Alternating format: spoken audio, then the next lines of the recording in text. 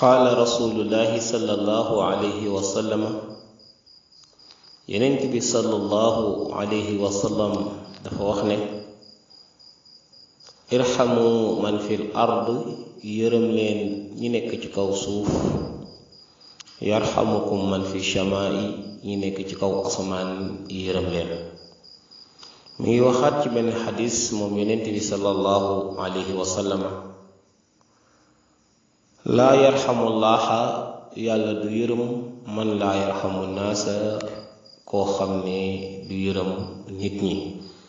kon mbokk yi jullit bi war nay bàyyi xel bu baax doomu aadama yi di yërëm doomu aadama yi ci jëflanteem digganteem ak ñoom. lépp loo xam ne si nii lu war sa digganteeg jullit bi la nga bàyyi ko xel ba ci doomu aadama yépp alwara mboolem bindéef yi. ñu moytu tàndaas yi nga xam ne dafay am ci diggante yenn doomu aadama yi. ab jullit war na bàyyi xel mission ci àdduna mooy jaamu yàlla te rafetal dundinam. ab jullit war na bàyyi xel li ko fi indi te bàyyi ko fi mooy fexe alaaxiraam jag ëllëg bu demee yowmal xiyaam am ndam, ndax àdduna gi suñ borom moo ko gàddul képp ku fi nekk.